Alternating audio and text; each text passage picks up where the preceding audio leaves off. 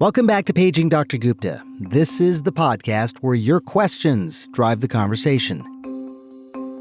And this week, we're introducing another one of my producers, Sophia. Hi, Sanjay. We have some great calls for you today, and the first one is someone we've actually heard from before. Hi, Sanjay. It's Casey again. I left you a message. Organic versus conventional food. I actually work in the organic industry and have for coming up on 20 years. And there's a lot of misconception about what is and isn't organic food. Okay, Sophia, thank you. And Casey, great point. I mean, look, I can't tell you how many times I myself have been at a farmer's market or at the grocery store wondering what the real difference is, and then deciding, I think, whether it's worth the price and if it's healthier. So, Casey, to your point, let's start with the basics. Let's start with the definition. As simply as I can put it, organic food is considered organic because of the way it is farmed, handled, and processed. Again, farmed, handled, processed. So according to the National Organic Program of the USDA, for food to be considered organic, it's got to meet these standards. Grown, without synthetic pesticides, herbicides, fertilizers. That also means no genetically modified organisms. Okay, so it doesn't have any of those pesticides or herbicides in it. No need to worry about harmful dyes because these foods can't contain any artificial colors, flavors, or preservatives. Okay? So far you're with me. Finally, if it's an animal product, the animals then are not given growth hormone or antibiotics. They get organic feed and must have the option to go outside. Must have that option to go outside. We'll come back to that again. For fruits and vegetables and other agricultural products to be certified organic, they need to avoid the use of prohibited substances. Generally, that's going to mean anything synthetic. That's a general rule. You got to avoid anything synthetic when managing pests or weeds or disease or soil. The requirements for animal products are a little bit different. Livestock have to consume an organic diet, plus vitamin mineral supplements as needed. Both poultry and livestock, again, must have access to an outdoor space throughout the year. So you're getting the picture here, the picture I'm painting of what is considered organic. As for packaged foods, it's obviously all about the ingredients. So for a food item with multiple ingredients to be considered organic, at least 95% of those ingredients have to be certified organic. Now, one thing organic does not mean, it doesn't necessarily mean that the food was grown near you. And organic doesn't automatically mean the food has more nutrients. So knowing all that, the big question then, is organic really healthier?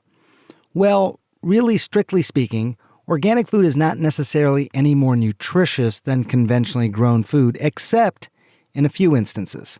For example, few studies have found a higher phosphorus level in many organic foods.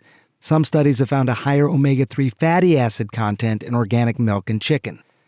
But I think the real point at the end of the day where organic food sort of has an edge up is lower pesticide levels. And that's important because high pesticide levels in food have been linked to all sorts of different problems, including diabetes, cardiovascular disease, and increased cancer risks.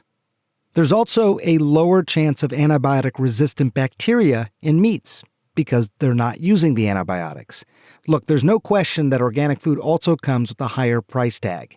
If you had to choose which foods to buy organic then, you might try focusing on what the Environmental Working Group calls its Dirty Dozen. That's a list of 12 fruits and vegetables with the highest pesticide levels. At the top of that Dirty Dozen list, by the way, are strawberries and spinach. So those are foods and others. You should look up the list. Those foods might be worth buying organic if you can manage it. At the end of the day, the most important thing is getting your fruits and vegetables in, no matter whether or not they're organic or conventional. Most people simply don't get enough fruits and vegetables every day. They don't get enough fiber in their diet. So focus on filling your plate with those healthy options however you can. That's my best advice. When we come back, we got a new question that is 79 years in the making. Okay, that sound can only mean one thing. That's right, Sanjay. We have another page. This one's pretty interesting, and it's from a big fan of the show. My name is Jean. I had measles when I was very young, probably 8 or 9. I'm now 79 years old. I am a bit concerned about the new measles outbreaks, and I'm wondering if I should get a vaccination. I never had one.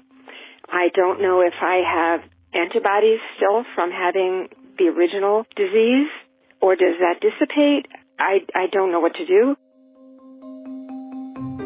Jean, I am pretty certain you are not the only person wondering this, since we've seen this outbreak continue to grow.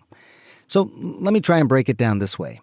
If you've had a measles infection, it is fair to say that you have natural induced immunity, and it's probably something that has been persistent. However, if you're not sure, you can have your antibody titers checked. In fact, I recently did this because I'm working on a documentary about transplant surgery. But you can get those checked and figure out if you still have immunity. If you're considered high risk, you may want to go ahead and just get those titers checked regardless. Talk to your doctor about this.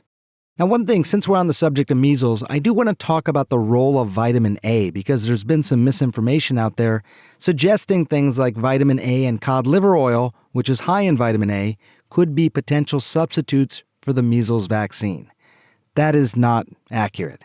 Here's what we know. In specific doses taken under the care of a physician, vitamin A can play a role in the treatment for measles.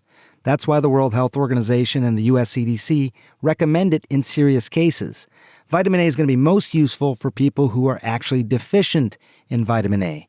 And studies suggesting its use, suggesting its benefit, mostly draw on evidence from low-income countries where that deficiency is common. Okay, so in places where there's very high levels of vitamin A deficiency, you're obviously going to get a bigger benefit from vitamin A. There is some vitamin A deficiency in the United States, but not very much. That's why you don't see as much benefit from it. But again, in serious cases, giving vitamin A may offer some help. Trying to take vitamin A as a preventative measure against measles, that's not going to work. It's not a preventative. It's not like a vaccine. And it could lead to some health complications. In fact, in West Texas, where I was a few weeks ago, where that large outbreak is happening, hospitals have now also been treating patients for vitamin A toxicity because people have taken too much vitamin A. What they usually experience at that time is vomiting, nausea, blurry vision. They can develop liver damage and even potentially brain damage. So look, Gene, bottom line, it's important to stay up to date with your vaccines for you, your family. As we've already seen, sadly, measles can be deadly, especially for the most vulnerable among us. This Texas outbreak has grown now to about 481 cases, 56 hospitalizations, and these 2 deaths of school-aged children. So this is absolutely tragic. And when you look at the vaccination status of most of the cases there in Texas, 98% were either unvaccinated or had unknown vaccine status. Protecting each other. It's the way we chase life. It's part of the reason I do this podcast.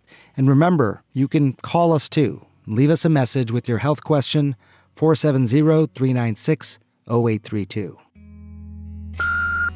Thanks for your podcast. I've been listening since you started during COVID, and you helped me a lot. Chasing Life is a production of CNN Audio. Our podcast is produced by Aaron Mathewson, Jennifer Lai, Grace Walker, Lori Galaretta, Jesse Remedios, Sophia Sanchez, and Kira Daring. Andrea Kane is our medical writer. Our senior producer is Dan Bloom. Amanda Seeley is our showrunner.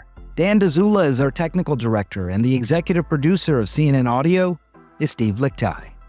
With support from Jameis Andrest, John Dianora, Haley Thomas, Alex Manasseri, Robert Mathers, Lainey Steinhardt, Nicole Pesaru, and Lisa Namaro.